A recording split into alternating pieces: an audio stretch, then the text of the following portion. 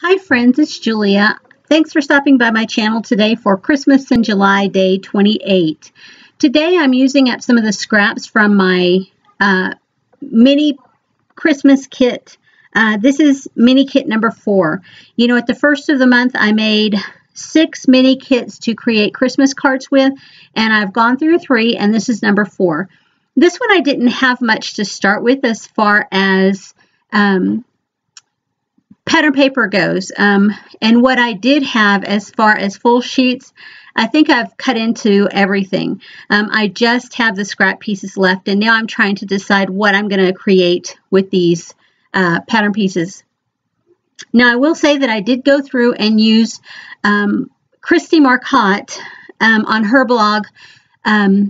She has all of the cards that she makes on her videos. She lists them all out individually with the sketches. And so you get to see her process as far as what she creates and how she creates it. She does a fabulous job of giving all the details on her blog. And I really appreciate that in what she does. So if you haven't visited her blog, you should probably go over and check it out and see for yourself what an awesome job she does over there. Because I'm using so many of these pattern pieces that are not wide enough for an A2 size card, what I'm utilizing is just the smaller pieces, and I'm kind of faking it, making it look like there's stuff in behind there. The pattern paper goes all the way across when it doesn't. So that's a great way to use up scraps. So here you can see I've used the same pattern on all 4 of these cards, but I have made one of them a horizontal, and then the other 3 I've made vertical. And I think that's mostly because of the way that the pattern went on the first one. So that's why it was a horizontal. Here I'm just cutting down some of that white glitter tape that I included in this mini kit, and I'm pulling in, looking at the different sequins to see which ones I want to use, because I haven't really utilized sequins a ton. And I'm looking through all the little bits and pieces, bits and bobs, if you will, from previous kits. So here I am. I'm going to get everything glued down and prepped to make my card fronts. And you can see it's a very simple process, making it look like it's a full sheet of paper going across there. And I do love, I'm thinking about how I'm going to do this, if I'm going to take it all the way to the edge or if I'm going to cut it down to the other dimension. And I decide I'm going to cut it all the way, or take it all the way to the edge. And then use that glitter piece there as well. Now this is an close to my heart glitter piece, glitter tape, and it has an adhesive backing to it.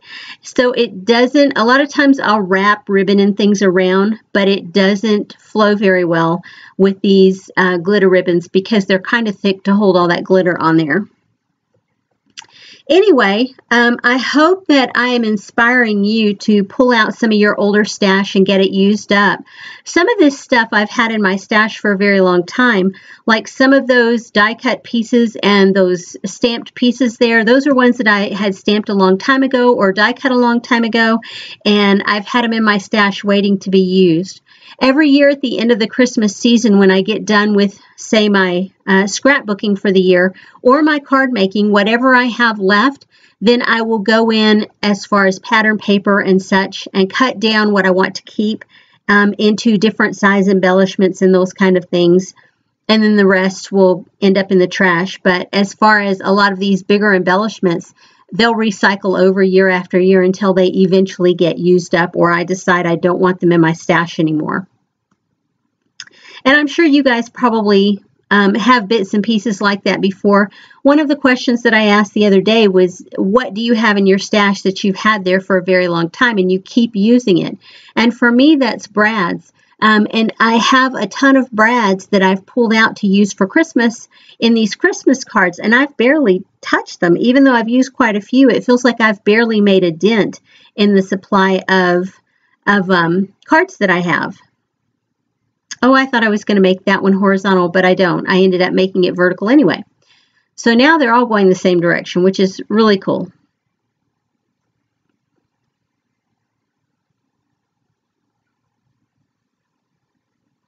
So yeah, I'm just piecing everything together, and now I've got those die cut pieces. The red ones I went through, well, both the red and the black, I had gone through and used a Spellbinders die to cut them out with some scraps of cardstock that I have currently. And I'm just having to poke out all those little scallop pieces. It's not a very long process, but it can be a little bit tedious. And so that piece there, I'm putting a little piece of foam adhesive behind it. And it's one that I stamped out a while ago. I'm using a flare. And I think that's one of the old ones from JCPenney's. And I'm adding some white pulling some white sequins to see if I want to use those for this card. And I pull those out, and I'm going to use some glue dots to put them down with. I like to add glue dots to put my sequins down. To me, they adhere better. It's one of those things, to each his own on how they do it. So there you see I have everything glued down on my card fronts. Now I'm going through with the card bases, and I am going to stamp the inside sentiment and also the envelopes. I don't know what I'm thinking tonight. It's been a really long day, guys. And so also I'm going to add a little piece of pattern paper on the inside of each of these cards in order to give it a little extra something. And I try and find sizes that are as close to the inside as possible.